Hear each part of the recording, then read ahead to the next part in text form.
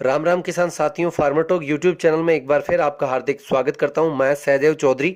आज के इस वीडियो में हम बात करेंगे ग्वार, मूंग व सोयाबीन की फसल में उपयोग आने वाली खरपतवार नाशक दवा के बारे में। किस तरह से इन फसलों में खरपतवार नियंत्रण किया जा सकता है। जैसा कि आप सभी जानते हैं कि मानसून के समय किसानों का सबसे बड़ा सिरदर्द फसलों में होने वाली अनियंत्रित खरपतवार होती है। खरपतवार को निराई व गुड़ाई के द्वारा ही हटाया जा सकता है, लेकिन लगातार बारिश के कारण ये संभव नहीं हो पाता। इस कारण किसान भाइयों को मजबूरी में अपनी फसल में खरपतवार नाशक दवाओं का प्रयोग करना पड़ता है। एक बार खरपतवार फसल से ऊपर निकल जाती है तो इसका कंट्रोल करना मुश्किल हो जाता है और किसान भाइयों की फसल पूरी तरह से चौपट हो जाती है। इसलिए किसान भाइयों को समय पर ही खरपतवार पर नियंत्रण कर लेना चाहिए। इस वीडियो के माध्यम से मूंग, ग्वार व सोयाबीन में प्रयोग की जाने वाली खरपतवार नाशक दवा इमिजाथाइपर 10% एसएल के बारे में विस्तार से चर्चा करेंगे। इसकी फसल के अंदर मात्रा क्या होनी चाहिए, इमिजाथाइपर 10% एसएल का प्रयोग करते समय हमें क्या क्या सावधानियां रखनी चाहिए, कौन कौन सी खरपतवारों पर ये कारगर है, अच्छा नियंत्रण करती है, बाजार में इसकी कीमत क्या है और इमिजाथाइपर के प्रमुख बाजार के अंदर उपलब्ध ब्रांड के बारे में और वह फसल में इसका प्रयोग कब करना है, इन सब के बारे में विस्तृत रूप से हम चर्चा करेंगे। उससे पहले अगर आप हमारे चैनल पर पहली बार पधारे हैं तो हमारे चैनल को सब्सक्राइब जरूर करें, बेल आइकन को प्रेस करें ताकि हमारे कृषि संबंधी वीडियो की जानकारी आप तक सबसे पहले पहुंचे। चलिए शुरू करते हैं वीडियो। बाजार में उपलब्ध इमिजाथाइपर 10% एसएल बहुत सारी कंपनियां अलग अलग नामों से बाजार के अंदर बेचती है।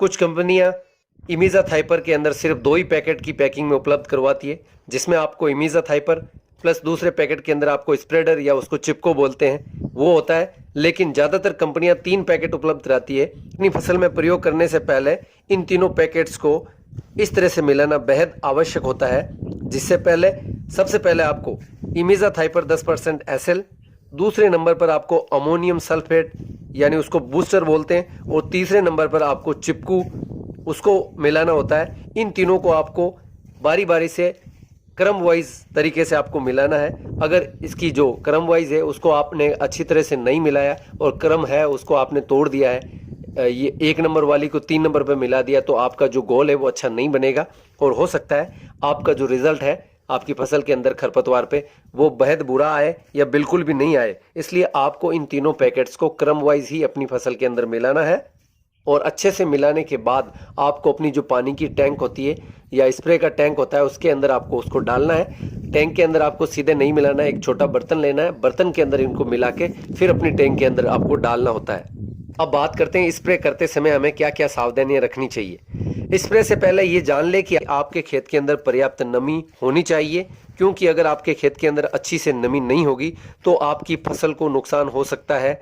दूसरा सबसे बड़ा नुकसान ये है कि जब आप इसका इमिजाथाइपर 10% एसएल का प्रयोग अपनी फसल के अंदर करते हैं तो फसल जो कि सोयाबीन, मूंग और ग्वार की फसल है वो 2-3 दिन तक अपनी ग्रोथ को रोक लेती है, रुक जाती है। 3-4 दिन के बाद वो आपकी फसल वापस नॉर्मल हो जाती है। आपको डरने की कोई ज़रूरत नहीं है। जब आपकी फसल 2-3-4 दिन तक आपकी जब ग्रोथ रोक लेती है तो आपको डरने की किसी तरह की कोई आवश्यकता नहीं है। 2-4 दिन के बाद आपकी फसल वापस एकदम नॉर्मल हो जाएगी और अपनी ग्रोथ है वो करने लग जाएगी।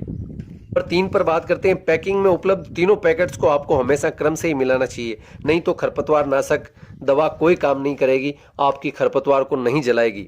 अब बात करते हैं फसल के अंदर इमिजाथाइपर 10% एसएल के प्रयोग की मात्रा कितनी होनी चाहिए।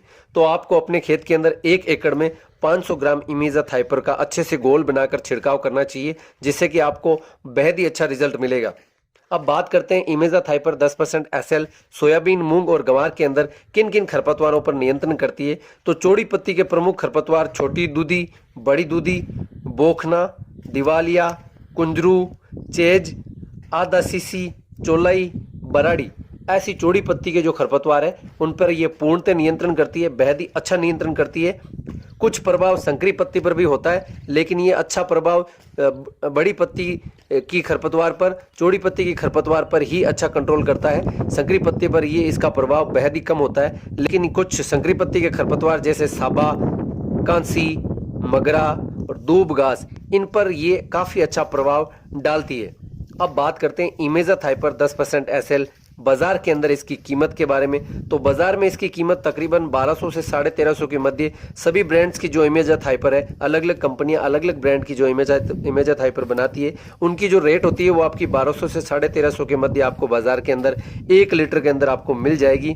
अब बात करते हैं इमेज़ा थाइपर 10% एसएल के बाजार के अंदर उपलब्ध प्रमुख ब्रांड के बारे में। तो सबसे पहले बात करते हैं बीएसएफ का। आपको जो इमेज़ा थाइपर परस्यूट के नाम से बाजार के अंदर मिलेगा।